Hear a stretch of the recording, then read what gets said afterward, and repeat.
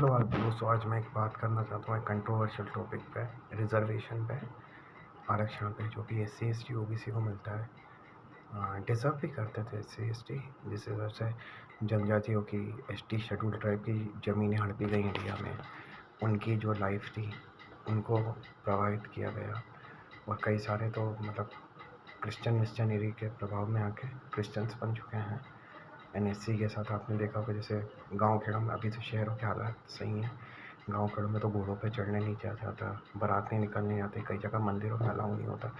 उस समाज ने काफ़ी कुछ सहा है। लेकिन एक बात हमें, और जो भी बाबा साहब ने जो रिजर्वेशन था एस सी एस टी को मिला था, देन उसके बाद मंडल कमीशन आया, ओबीसी को रिजर्वेशन मिला, और अभी जो EWS मिला है, सुदामा कोटा भी जिसको कहा जाता है usually.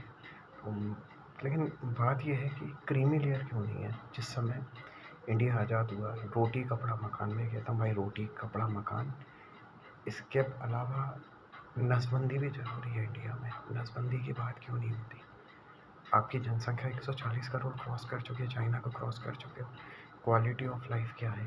Quality education, food, resources सीमित हैं। और सबसे ख़तरनाक है रिजर्वेशन में जो, जैसे मैं बताना चाहूँगा, मेरा एक फ्रेंड था, मैं रेलवे स्कूल से पढ़ा हुआ, मेरे साथ काफ़ी सारे एससी के बंदे पढ़ते थे। उसके फादर रेलवे में थे।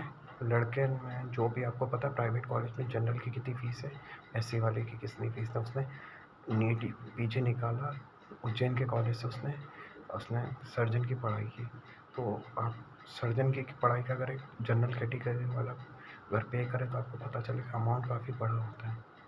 तो क्या उसकी अगली पीढ़ी को रिजर्वेशन की नीड है? जो डॉक्टर और सर्जन बन गया, उसका लेवल हाई हो गया। तो ऐसे 2 IAS बंदी हैं भोपाल की, एक ने सिस्टर्स हैं, एक में तो हस्बैंड ऑफ द, दोनों IAS हैं। तो क्या उनको रिजर्वेशन की नीड है उनकी नेक्स्ट पीढ़ी को? उसके बारे में क्यों बात नहीं होती? पोलराइजेशन बहुत होता है, कोई भी बात नहीं करेगा। ऐसी कई बार देखा जाता है, जैसे पॉलिटिकल सिनेरियो में सीट्स फिक्स होती है महिला, तो महिला में जैसे पार्षद पति बात आता है, सरपंच पति काम उनके हस्बैंड करते हैं। SC ST OBC की सीट फेस होती है, जैसे किसी का vote bank SC ST plus मुसलमान, एम मुसलमान, और ये अपना SC वाला समीकरण बन गया, किसी का यादव प्लस मुसलमान वाले का समीकरण बन गया। पूरी सीटें जात के आधार पर सिलेक्ट होते हैं, और टिकट भी उनको उसी, जिस एरिया में जिस व्यक्ति का प्रभाव होता है, समाज के लोग रहते हैं, रेदर देन क्वालिटी के, उस समाज के लोग को ही ज़्यादा टिकट में प्रेफरेंस दी जाती है। तो सबसे बड़ा गटर तो ये होता है कि जो भी यूथ है, जो अच्छे लोग हैं, मेरे हिसाब से रिजर्वेशन एजुकेशन इंस्टीट्यूट्स में है। कई बार तो ये लोग कॉर्पोरेट में भी रिजर्वेशन की बात करते हैं। तो मैं ये बात कहता हूँ कि भाई, इन लोगों के साथ गलत हुआ SC ST के साथ, और अभी OBC है, EWS है। लेकिन रिजर्व, जैसे 2025 में 75 साल हो चुके हैं, संविधान लागू हो चुका है, 10 साल के लिए व्यवस्था दी। मेरा कहना है कि भाई 2050 तक, जब देश की आज़ादी को 100 साल हो, इंडिया को टोटल रिजर्वेशन फ्री हो जाना चाहिए। माइनॉरिटी की बात की जाती है, कई स्टेट में ऐसे हैं इंडिया में जहाँ पे हिंदू माइनॉरिटी है। क्रीमी लेयर की बात क्यों नहीं की जाती है?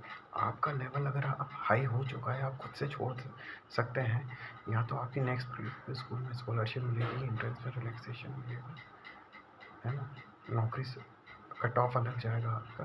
क्या आपको वाकई में नीड है? क्रीमी लेयर की बात क्यों नहीं होती? EWS में काफ़ी सारा फर्जी घोड़ा आता है, फर्जी सर्टिफिकेट्स बनते हैं।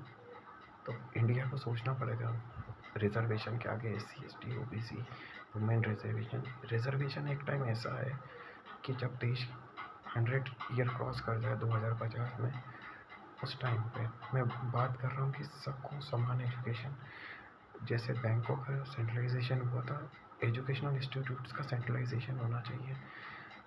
जो स्कूल प्राइवेट, कई सारे ऐसे स्कूल हैं जहाँ पे टीचर्स 8-10 हज़ार में पढ़ाते हैं, सबसे बदतर हालात है वहाँ का।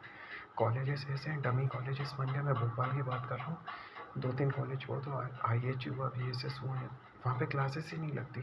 ऐसे बच्चे डिग्री लेकर अगर टीचर बन रहे तो बच्चों को क्या पढ़ाएंगे वहाँ पे? वो कई सारे इंस्टीट्यूट्स ऐसे हैं जहाँ पे CBSE स्कूल मिल जाएगा, फार्मेसी चल रहा है, MBA चल रहा है, BTech MTech सब चल रहा है।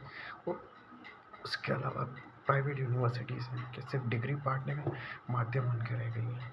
अब बच्चों को बोलते हैं कि बच्चे बेरोज़गार हैं, स्ट्रगल मैं भी कर रहा हूँ। बट दिक्कत ये है कि आप चाइना देखो, फिनलैंड देखो, जापान देखो, वहाँ के एजुकेशन में बचपन से स्किल्स के ऊपर बात की जाती है।